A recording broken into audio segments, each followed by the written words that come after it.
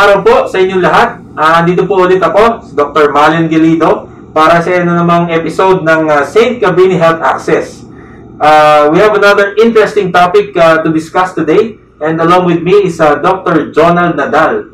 Isa siyang batikang plastic surgeon tsaka reconstructive surgeon. Ang tatalakayin naman natin ngayon ay tungkol sa mga chronic wounds, no? Mga sugat. And before we start our discussion, I'd like to encourage everybody, our viewers, to join us by typing your questions or comments in the comment section below. And you may also please tag your relatives, your friends, to join us and share and like, so that we'll have more information. We will have more knowledge in this topic of ours about chronic wounds. But also don't forget to follow us on our YouTube account, St. Cabrini Medical Center, for other informative health videos. And now, let's go on with our discussion. Magandang araw po ulit. Ito po nagbabalik si Dr. Malen Gilido. Kasama po natin ngayon si Dr. Jonald Nadal, ang ating batikang plastic surgeon and reconstructive surgeon. Ang pag-uusapan natin ngayon ulit ay tungkol sa mga sugat. Particular ay ang mga chronic wounds. No? So, Dr. Jonald, ang una kong tanong ay, sa pangkaraniwan, gaano katagal gumagaling ang sugat? At ano ang ibig sabihin ba ng chronic wound? Okay, Dr. Malen, ang isang sugat na hindi naghihilom sa normal na itinakdang panahon o di kaya ay hindi nag-i-improve ay masasabing isang chronic wound. Wala talagang nasasabi kung kailan magsasara, gagaling ang isang sugat o kaya magpepeklat ang isang sugat. Karaniwan, gumagaling at gumaganda ang mga ito sa loob lang ng 2 linggo. Pangkaraniwan yun? Pangkaraniwan. Subalit kapag ang sugat ay hindi naghilom ng higit sa 4 na linggo, ito ay masasabing chronic wound o di kaya ay non-healing wound. Okay, so bago sa madaling salita, mga 1 buwan pataas, medyo chronic wound na ito, chronic ng matagal, non-healing wound. Oo, okay. I-treat na natin siya as chronic wound. So, magsisimula na ang ating mga pagsusuri kung bakit gano'n. Ano ang kadahilanan? Yes. Ngayon, Dr. Jonald, tungkol sa chronic wounds, ano naman ang sanhi nito? At anong sanhi ng chronic wounds? At sino-sino ba ang mga nagkakaroon nito? Mayroon bang particular na tao o pasyente ang inaabutan talaga na magkaroon ng chronic wounds? Paano ba ito? Maraming dahilan kung bakit ang sugat ay mabagal o hindi naghihilom. At ang madalas na dahilan ay ang karamdamang nakakaapekto sa kakayanan ng ating katawan maghilom ang isang sugat. Ang edad ay isang factor. No? Ang edad ng tao ay isang factor na nakakaapekto dito. No? Paano kung matanda o bata? So habang tumatanda kasi tayo, mas bumabagal ang ating paghilom, no? Yung ating kakayahan, yung ability natin maghilom ng sugat. Ayon nga sa pag-aaral, 2% of the population ay nakakaranas o makakaranas ng chronic wound sa kanilang buong buhay. Okay. Ano? Ang ilan sa mga medical conditions tulad ng diabetes, sakit sa ugat, vascular disease infection, and malnutrition ay nakakapekto sa pag-develop ng isang chronic wound. Yun. Oo. Ilan rin pong risk factors ang nasasaad na nakakaapekto para makadevelop ng isang chronic wound. Ito po ay tulad ng paninigarilyo, immobility. Yung hindi masyadong kumikilos. Hindi kumikilos. Walang physical activity. Oo, yung mga tulad ng mga nakaupo lang lagi o laging nakahiga, pwede silang mag-develop ng chronic. Yung mga pasyenteng bedridden, mga ganon. Yes, doctor. Kung ano man kadahilanan, may kapansanan, may karamdaman din, prone to developing chronic wounds. Yes. Yun.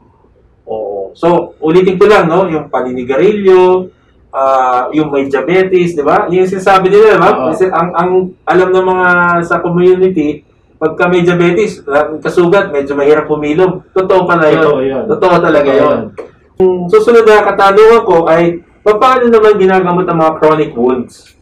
Okay. Ang treatment, Doc, ng isang chronic wound ay masasabing komplikado.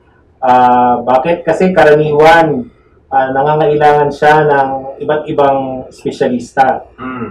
Sa wound care center, na tulad ng sa St. Cabrini Wound Care Center, ang problematic wound ay gagamutin sa pamamagitan po ng multidisciplinary approach. Ang isang pasyente kasi ay unang mag-undergo ng initial evaluation.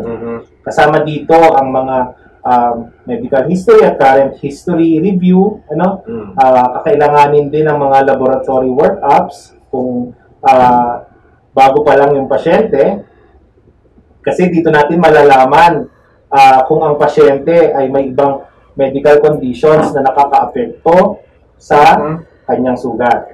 Yun. I-refer natin siya sa ibang specialist na ayon sa pangangailangan ng pasyente. Kung siya ay may diabetes o sakit sa ugat, kakailanganin siyang makita ng endocrinologist o ng vascular specialist.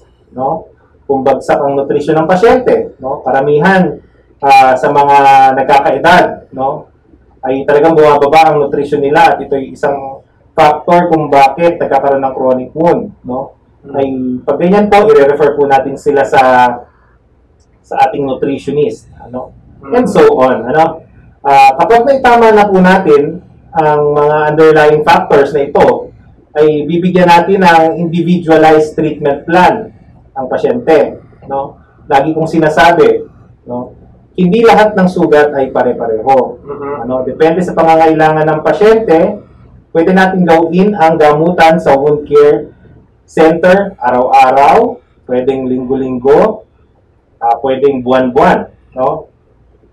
Ating imo-monitor ang improvement ng kanilang sugat tuwing bibisita sila.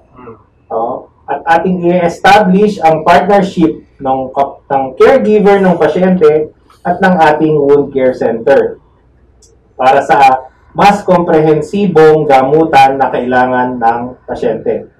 At para mabigyang payo kung kailangan para maiwasan ang mga ito. Yun. So, sa madaling salita, maulit ko lang saglit, yung nga multidisciplinary na sinasabi mo, parang team approach, no? Yes, Dr. Jonald. So, hindi lang basta yung sugat ang ginagamot, yung sugat ay naandun pero may nabanggit ka mga underlying factors. So, katulad nung non-underlying, di mo sa ilalim pa doon, yung diabetes, yung nutrition, no? So, kaya yung multidisciplinary, yung disiplina ng nutrition, disciplinary yung expertise ng endocrinology sa pag-treat ng diabetes, yun ang kinakailangan din. At meron din yan, kasama rin yan sa wound center na sinasabi natin, Tama po kayo, Doctor. Ano naman ang mga komplikasyon ng chronic wounds? Marami tayong maaaring maging komplikasyon sa isang chronic wound, o kaya sa sugat na hindi naglihilom. Mula sa mild complications tulad ng localized infection, yung pagpangit na pagpeklat, hanggang sa mga malalang komplikasyon tulad ng mga severe infections na pwedeng mauwi sa pagkaputol ng limb, o di kaya ay magdulot ng sepsis na maaari ding maging sanhi ng kamatayan ng pasyente. Okay. Dr. Jonald, gaano karaming mga session sa paggagamot ang kailangan ng isang pasyente para mapagaling ang sugat? Ito ay depende sa klase at sa tindi ng problema ng sugat. May mga sugat na makailang gamutan lang ang kailangan. Samantalang mayroon din namang mga pasyente na ang kailangan sa pag-aalaga ng sugat ay maintenance na. May mga sugat po kasi na talagang hindi maghihilom. So, ito yung mga sugat na i-maintain natin na malinis. Ibig sabihin ng maintenance, ito Dr. Jonald, may maintenance for sa high blood, sa blood sugar. Pwede say maintenance para sa pag-aalaga ng mga sugat, yung paulit-ulit. Paulit-ulit at pangmatagalan. Dito tayo magkakaroon ng good relationship with the caregiver ng pasyente. and ifo-foster din natin yung education ng mga caregivers for their patients. And itong lahat ng ito ay kaya-kayang gawin sa ating bagong wound care center. Yes, Doctor. Oh, ito, Dr. Jonald, no? Kasi pinag-usapan nga natin tungkol sa sugat and so on. Sugat lang yan Sabihin mga tao, sugat lang yan Ano was special about that? Ang tanong bakit kailangan pa ng special center, wound care center, para ito sa mga paggagamot itong mga problematic wounds na ito? Okay. Doc, ang mga pasyente kasi na may chronic wound ay karaniwang multifactorial ang dahilan. Nabanggit mo nga kanina. At ito ay nangangailangan ng specialized treatment at agresibong gamutan. Sa traditional na gamutan, ang mga pasyenteng may chronic wounds ay hindi nakakatanggap ng multidisciplinary management or multidisciplinary treatment. Sa mga pasyente po kasing ito, ang maliit na sugat na problema ay maaaring lumaki at lumala na maaaring mauwi sa severe infection, gangrene, at posibleng pagkaputol. Sa wound care center natin, naibibigay po natin ang sinasabing multidisciplinary team management na kakailanganin ng ating mga pasyente na may chronic wounds. Kasi, tawag dito, maulit ko lang, para sa pasyente, maaari ang isang sugat na maliit ay talagang pangkaraniwang sugat, pero yung pala, dahil nga multifactorial, maraming underlying factors, hindi na nila naiisip yun. Palibasa siyempre, hindi naman sila sanay sa ganoon. So, ang wound care center natin, ito yung equip, at saka may mga polisiya ito, base sa siyensya, base sa mga na ito ang mga tamang dapat gawin. Tama ba yun? Tama po, Dr. Malen. Ngayong panahon to kasi may mga up-to-date evidence-based medicine na tayong pwedeng gamitin para sa mas standardized management ng ating mga pasyente. Sa wound care center, maaari kasi ang mga sugat ng mga pasyente ito ay isang manifestasyon lang ng isang mas matinding sakit. Yun. So, hindi natin gagamutin lang ang sugat. Gagamutin natin yung kabuuan. Pangkalatan. Very good. Okay, ang susunod na tanong naman ay kailan dapat ang pasyente ay magpatingin sa isang espesyalista sa nangangalaga ng sugat? Sa karaniwan, kapag ang pasyente po ay may sugat na higit na 4 na linggo na, may lumalabas na fluids o nana, may mabahong amoy, may kaakibat na pamamanhid o pananakit ng sugat, ito po ay kailangan dalhin na at masimulan na natin ang pagsusuri.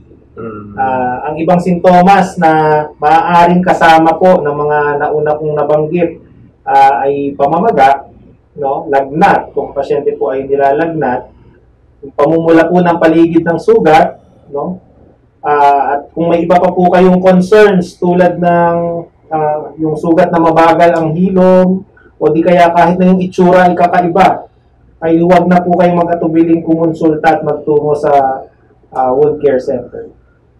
Okay. Now, tumatanggap ba ng walk-in patient sa wound care clinic? Lahat po ng pasyente na nangangailangan ng tulong sa chronic wounds ay ating tutulungan. Okay. Pwede po tayong tumanggap ng walk-in patients. Basta pupunta na lang doon. Okay. Oo. Pero dahil nga po sa ating sitwasyon ngayon, ay ini-encourage po natin ang ating mga pasyente na kumuha ng appointment para po mabigyan sila ng eksaktong oras at hindi sila maghintay ng matagal sa loob ng ospital. So, pero Dr. Jonald, siyempre itong mga pasyenteng ito, dadaan pa rin sa kasi nga ay pandemya ngayon ay dadaan pa rin sa screening ng ospital, yung health check, lahat po ng pasyente na makikita sa wound care center ay dadaan sa triage. Yung standard health check natin na ginagawa sa lahat po ng dito sa ating ospital at sa lahat din po ng mga establishments, mapapansin niyo po yun, ay susunod pa rin po tayo doon. Yun. Sa palisiyan na yun. Klaro yun. Sa pang lahat yun. Now, ang next na tanong, Dr. Jonald, siyempre, ito, medyo importante ito para sa mga pasyente. Libre ba naman ang serbisyo sa wound care center? Libre ba? Noong panahon po na wala pa ang wound care center, no, ang mga pasyente po na nagpa-follow up sa atin, hindi lang naman po sa akin, sa lahat po ng mga doktor, kailangan linisin ang sugat. Lahat po yan ay re-resetahan muna namin ng gamot na bibilhin sa labas. No? Tapos pababalikin. No? Yung mga supplies na gagamitin. Exactly. Opo. So, kung linggo-linggo po natin gagawin yan,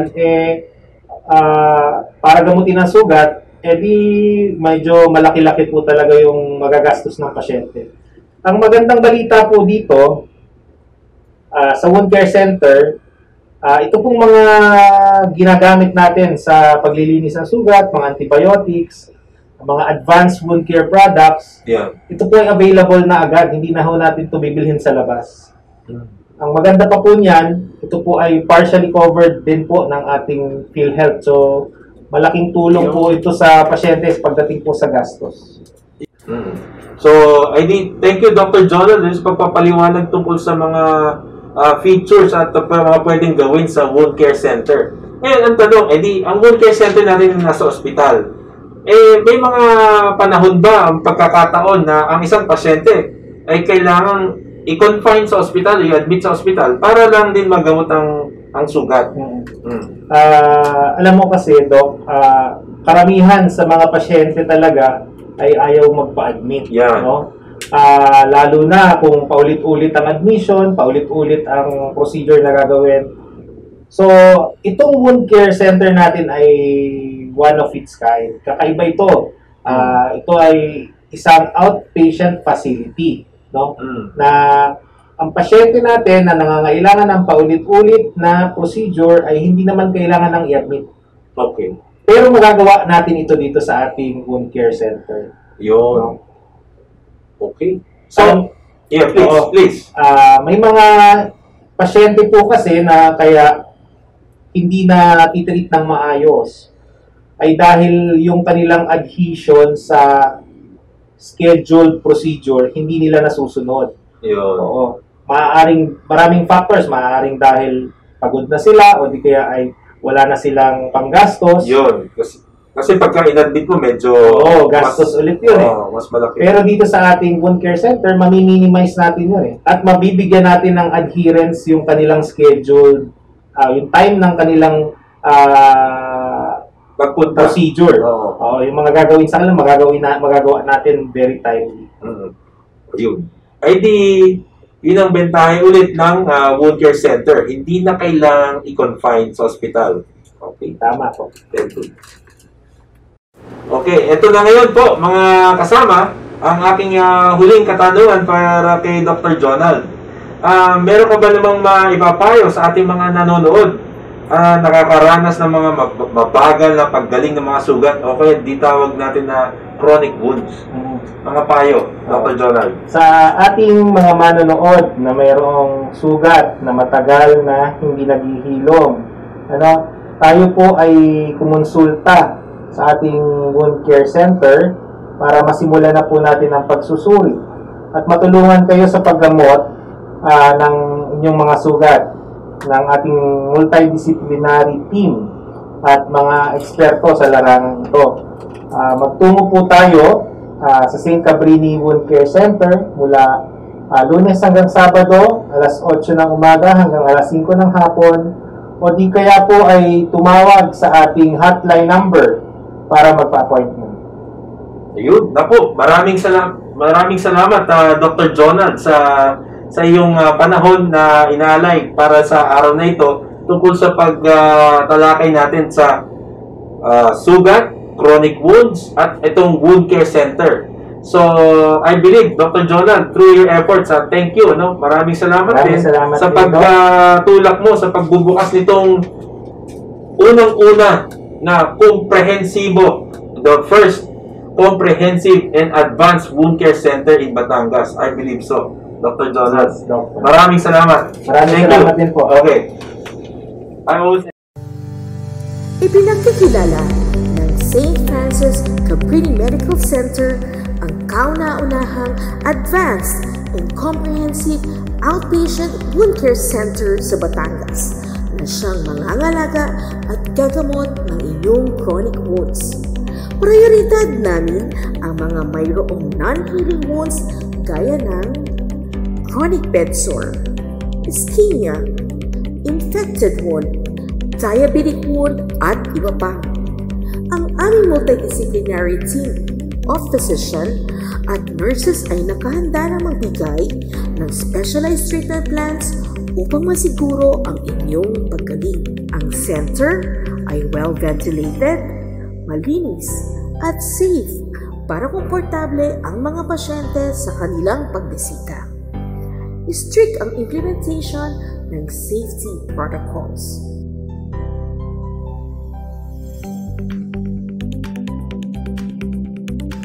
Sinisiguro ang patient convenience dahil ang mga proseso mula sa appointment, registration, at PhilHealth processing ay mabilis.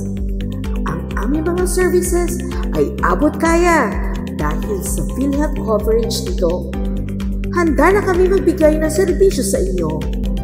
Maaari na kayo magpa-schedule ng appointment sa mga sumusunod na numero.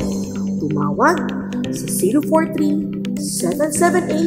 043-778-4811, local 141, o tumawag sa cellphone number sa 0915-670-2753.